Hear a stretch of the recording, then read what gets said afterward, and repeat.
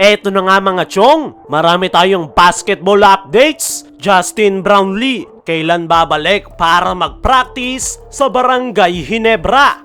Scottie Thompson, may matinding sinabi sa kanyang magiging bagong partner na si RJ Abarrientos. Ito ngang si Scottie Thompson mga chong ay kasalukuyan ng dumadalo sa team practice ng Barangay Ginebra. Nitong mga nakaraan ay bali-balita na hindi pa sigurado na makapaglalaro itong si Scottie Thompson dahil sa kanyang iniindang back injury. Pero base sa ipinapakita niya sa preparation at team practice ng Barangay Ginebra ay mukhang ready na ngang muli itong si Scottie at makapaglalaro na this Governors Cup dahil hindi na nga ito nakikitaan ng sign of injury. Spotted nga ito sa Ginebra practice na nag-i-stretching, lifting para ikondisyon ang kanyang katawan. At isang napakagandang balita nga niyan para sa Barangay Ginebra dahil malaki nga ang role na gagampanan nito next season. Pero hindi nga lang yung kondisyon ni Scottie ang ating pag-uusapan dahil ayon sa kanyang naging latest interview ay excited nga ito sa paparting na panibagong season dahil meron na silang RJ Abarrientos. Ayon mismo kay Scottie ay hindi na nga daw siya makapaghintay na makasabay si RJ Abarrientos this Governors Cup. Sa team practice pa nga lang daw nila ay napakalaki na agad ng impact ng nasabing Barangay Ginebra rookie. Para na nga rin daw itong veterano dahil walang takot at buo ang loob. Sa pa sa nagpapa-excite kay Scottie Thompson ay makakabalik na nga daw ito ngayon sa kanyang dating role bilang combo guard. Aminado nga itong si Scottie Thompson na nahihirapan siyang magtimon ng kanilang opensa nitong mga nakalipas na conference dahil siya nga raw ang naatasan ni Coach Tim bilang maging solid point guard. Kaya naman masayang masaya itong si Scottie Thompson ngayong nandyan na si RJ Abarrientos dahil mas gagaan na nga raw ngayon ang kanyang trabaho at mas makapag-focus na nga raw siya ngayon sa kanyang dating role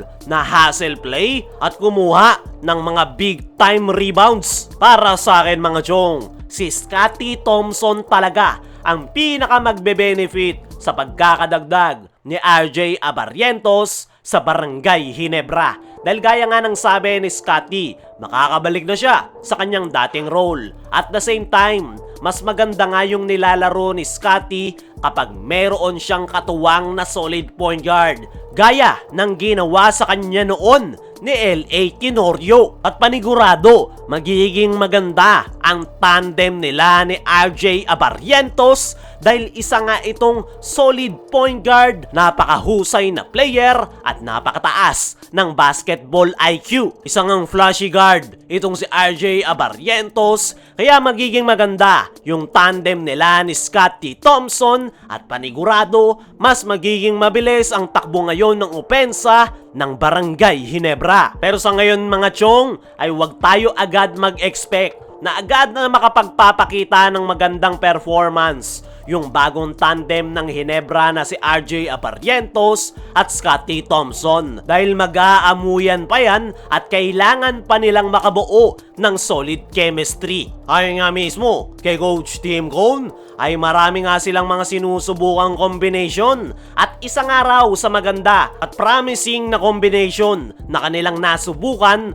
ay ang tandem ni Scottie Thompson at RJ Abarrientos. Mas bumilis nga raw ang kanilang opensa, may konting adjustment nga lang daw silang gagawin pero hindi nga daw yan magiging problema. Isa nga sa nakitang maganda ni Coach Tim Cone sa tandem ni Scottie at RJ Abarrientos ay parehas nga raw mataas ang kanilang energy. Kaya naman, nahahawa yung kanilang mga teammates. Kaya naman, looking forward si Coach Tim Cone sa kung ano pa ang magiging outcome ng tandem ni Scottie at RJ Abarrientos. Bukod sa inaabangang bagong tandem ng Barangay Ginebra, ay kailan nga ba darating ng Pinas si Brownlee para maglaro para sa Barangay Ginebra. Kasalukuyan ngang nasa Indonesia Basketball League itong si Justin Brownlee at tinutulungan ang Pelita Jaya na mag-advance sa finals. Pero dahil nga sa nalalapit na ang pagbubukas ng panibagong season ng PBA at wala pa rin si Brownlee sa Ginebra practice,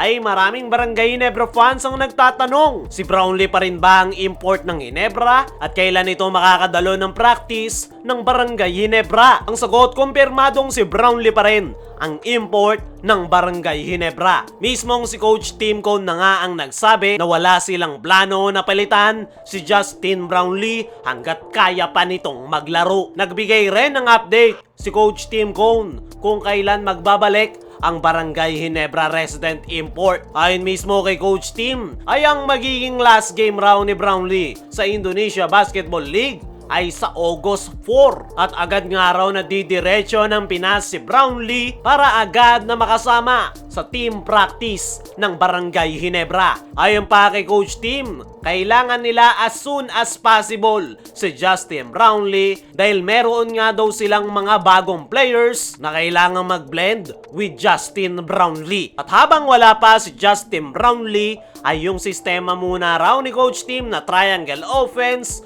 ang pinatututukan nila sa kanilang mga bagong players at saka na nga raw nila iisipin kung paano ang mga ito magbe-blend kasama ni Justin Brownlee. Para naman sa mga nababahala na walang pahinga si Justin Brownlee at dire-diretso na ito sa Barangay Ginebra this Governors Cup, ay may mga player nga na gustong-gusto na tuloy-tuloy ang kanilang laro at nandoon ang kanilang rhythm. At matagal na nga yan ginagawa ni Brownlee sa Barangay Ginebra. Kaya para sa Barangay Ginebra fans, huwag kayong mag-alala dahil yan yung way ni Justin Brownlee para maging kondisyon at maipakita ang kanyang full potential.